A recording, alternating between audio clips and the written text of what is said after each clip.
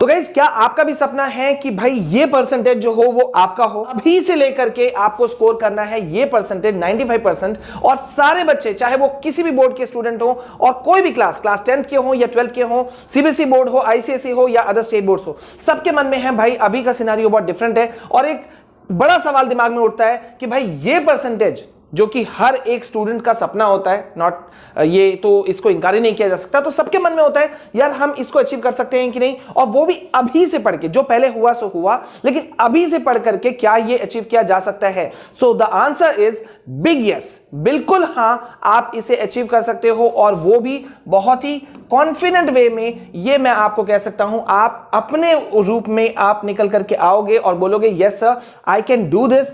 सिर्फ सिंपल तरीके हैं, कुछ स्ट्रैटेजीज हैं, जिन स्ट्रैटेजीज को अगर आप फॉलो करोगे तो definitely you are going to win and you are going to achieve this thing. लेकिन अभी से लेकर के ये जो अगला 7-8 मिनट का ये जो वीडियो होने वाला है, ये वीडियो को आपको पूरा देखना है, समझना है, पॉइंट आउट करना है, और इन स्टेप्स पे जो मैं अभी आपको बताने वाला हूं, इन स्टेप्स पे चलना भी है। लेकिन आगे बढ़े इससे पहले एक तो बड़ी बात है जो कि आपको समझना होगा, वो ये कि आज से, अभी से भी अगर आप मेहनत करते हो तो ये स्कोर कर सकते हो, लेकिन मेहनत तो करनी पड़ेगी। मेहनत का कोई दूसरा अल्टरनेटिव आपके लिए नहीं आ सकता। इतना चीज तो नहीं किया जा सकता है। एक बेसिक सवाल मन में जरूर उठ सकता है कि इज इट पॉसिबल? तो the answer is yes, it is possible. Achievement कैसे हासिल होता है किसी भी चीज का?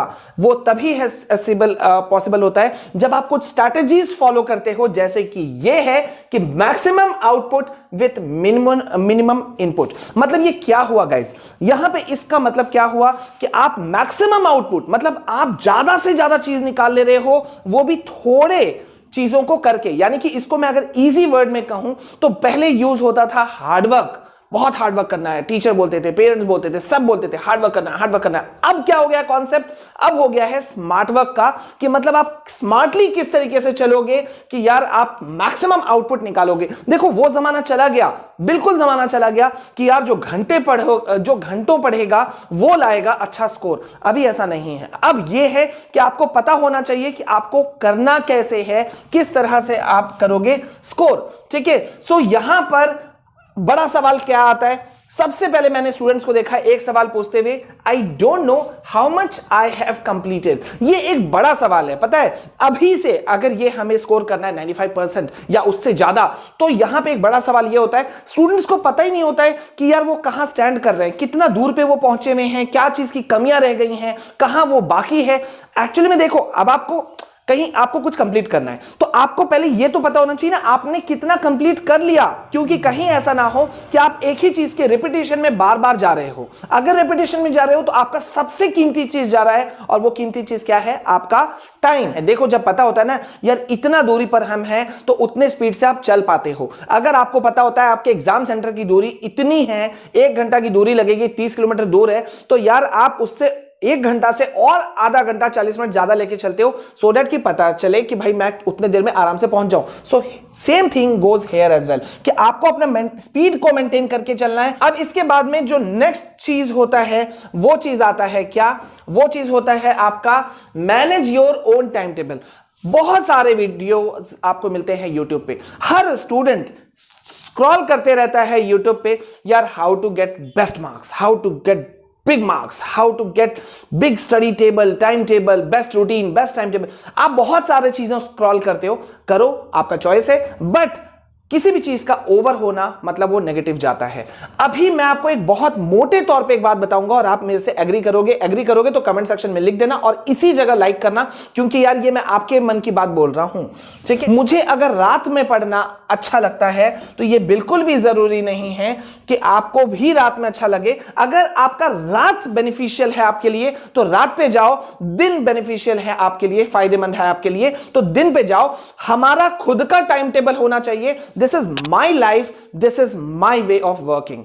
राइट तो इसलिए खुद का टाइम टेबल जो है वो आप खुद से मैनेज करो, किसी और से मैनेज मत करवाओ। यहां पे जब बात आती है करने की तो सबसे बड़ा बात 95% लाना है, वो भी आज से पढ़ करके। तो हमने पहले देख लिया, सिलेक्टेड पढ़ना है, मैक्सिमम आउटपुट निकालना है मिनिमम इनपुट से कम काम ज्यादा से ज्यादा। तो सबसे पहले हम क्या करेंगे, डेप्थ नॉलेज के बिना तो भैया नंबर नहीं आने वाले, ये तो कोई भी बता सकता है, ये तो आप खुद भी बोल सकते हो। डेप्थ नॉलेज होगा, आपको कोई चैप्टर का अच्छा खासा ज्ञान होगा, नॉलेज होगा, कवर किया रहेगा आपने, तो आपको पता रहेगा यार कोई एक एमसीक्यू ऑब्जेक्टिव क्वेश्चन आ जाएगा तो भी, कोई फिल इन द ब्लैंक्स आएगा तो भी, अगर आपको डिटेल्ड लिखना पड़ेंगे, लॉन्ग शॉर्ट वेरी शॉर्ट कुछ भी, तो आप सब कर लोगे। इसलिए डेप्थ नॉलेज कॉन्सेप्ट, जिस भी चीज को पढ़ रहे हो उसका डेप्थ नॉलेज लेते हुए चलो, ऊपर तौर पे पढ़ करके बिल्कुल भी नहीं जाना। कॉन्सेप्ट बेस्ड आपका जो है वो स्टडी होना चाहिए, डेप्थ नॉलेज होना चाहिए, and this is very much important. ठीक है, जो मेरे से एग्री करते जा रहे हैं जिस बात पे, उसको करते जाना। अब यहां पे हम करेंगे क्या, हमने एक अपना टाइम टेबल बना लिया। यार मुझे तो रात को पढ़ने में बहुत अच्छा लगता है, तो मैंने रात को हिसाब से पढ़ा कि मैं रात 2 बजे तक पढ़ूंगा, 1 बजे तक पढ़ूंगा, फिर सुबह उठूंगा और इस तरह से पढ़ूंगा। अब हमें उस टाइम टेबल को और क्या करना है, तो हमें करना है स्प्लिट, बांट देना है अपने टाइम टेबल को या सब्जेक्ट को या सिलेबस को। देखो तीनों चीज को मैंने एक ही स्लाइड में ले लिया, टाइम, सब्जेक्ट या सिलेबस, उसको आप बांटो। मुझे अगर इंग्लिश हार्ड लगता है तो यह जरूरी नहीं है कि आपको हार्ड लगे, मुझे अगर सोशल साइंस हार्ड लगता है तो जरूरी नहीं कि आपको लगे, हो सकता है आपको हार्ड हिंदी लगता हो, है ना। अलग अलग आदमी, अलग अलग पहचान, अलग अलग भूख, अलग अलग जरूरत, right. So same case goes here as well. तो यहां पे आपको क्या करना है, don't involve yourself in multitasking activities. अब यहां पे मैंने दोनों चीजों को एक ही स्लाइड के अंदर रखा। क्यों रखा, आपने सोचा, यहां पे मल्टीटास्किंग एक्टिविटीज मतलब क्या होता है, बहुत सारे बच्चों का एक आदत होता है गाना सुनते सुनते पढ़ाई करना। कैसे हो सकता है यार, हमारा जो माइंड का जो एक बना है ना, एक हमारा जो एक टेंडेंसी है, एक सोच, जो काम करने का तरीका है, वो एट ए टाइम एक ही चीज हो सकता है, दो चीजें नहीं। आप पसंद कर सकते हो। देखो ये एक होता है normal day to day studies, और एक होता है आप किसी वॉर जोन के लिए तैयारी कर रहे हो। वॉर जोन, आपको बड़ा चीज को अचीव करना है, वो भी कम समय में, तो आप मल्टी एक्टिविटीज में आप शामिल नहीं हो सकते। खाते खाते पढ़ रहे हो, मुंह में कुछ च्यू कर रहे हो, चबा रहे हो, च्युइंगम चबा रहे हो, कुछ और कर रहे हो, ये नहीं करना है। आपका कंसंट्रेशन सिर्फ और सिर्फ ये होना चाहिए। ऐसा नहीं कि मैंने 1 घंटा पढ़ा, अरे यार चलो मैं थोड़ी देर ना थोड़ा सा ट्विटर देख लेता हूं, इंस्टा देख लेता हूं, यार किसी ने कुछ मैसेज तो नहीं किया, व्हाट्सएप देख लेता हूं, अच्छा एक मेरे दोस्त ने, बंदे ने मेरे को मैसेज किया, मैं उसका जवाब दे देता हूं। ये चीजें नहीं होनी चाहिए। अपने आप को किसी भी हालत में मल्टीटास्किंग एक्टिविटीज में आपको शामिल नहीं करना है, और अपने टाइम को भी या सब्जेक्ट को भी या सिलेबस को आपकी जरूरत के हिसाब से आपको बांट लेना है। ठीक है, ये आपको बहुत बड़ा मदद करने वाला है हर चीज में। अब यहां पे हम आते हैं मोटे तौर पर कि आपको करना क्या क्या है। ये मैं 4-5 पॉइंट्स दे रहा हूं, देखना फटाफट आप कवर कर जाओगे। जिस भी टॉपिक को आपको लगता है टफ है, 1 शॉर्ट वीडियो उसका निकालो और देखो। चले जाओ एक कोने रूम में, आपके पास रूम नहीं है, छत का कोना चले जाओ, रूम का घर का कोना चले जाओ, अगर घर में गेस्ट आए हुए हैं तो दोस्त के घर चले जाओ, कहीं भी चले जाओ, कोई एक कोना पकड़ो जहां पे कोई डिस्टर्ब ना करे, और एक 1 शॉर्ट वीडियो चाहे जिसका भी को, ताकि क्लियर हो जाए। ये नहीं कि मैंने इसका भी देखा उसका भी देखा, अभी वो करने का वक्त नहीं है, स्पेशली जब हमारा टारगेट है कि आज से अभी से लेकर के 95% प्लस लाना है हमें। तो 1 शॉर्ट वीडियोस देखने हैं। सेकंड आता है एनसीईआरटी फॉलो। ये कोई भी टॉपर से पूछ लो, एनसीईआरटी फॉलो करना पड़ता है, क्योंकि आपका बुक ही होता है एनसीईआरटी। आप एक्स्ट्रा बुक, आप कोई भी अदर बुक आप पढ़ो, वो आपका चॉइस है, वो आपका अलग चीज हो गया, एक और बेनिफिशियल पॉइंट हो गया, एक एडिशनल चीज हो गया। लेकिन एनसीईआरटी फॉलो करना चाहिए। खुद सीबीएसई के एग्जामिनेशन कंट्रोलर कोई भी किसी भी समय के रहे हो, आप उनका पॉइंट सुन लो, सब बोलते हैं कि भैया क्वेश्चन तो इसी रेंज के आसपास आता है। देन मोस्ट इंपॉर्टेंट चीज होता है प्रीवियस ईयर क्वेश्चंस। ये चीज हम लोग मिस करते हैं, जो कि सबसे इंपॉर्टेंट होता है।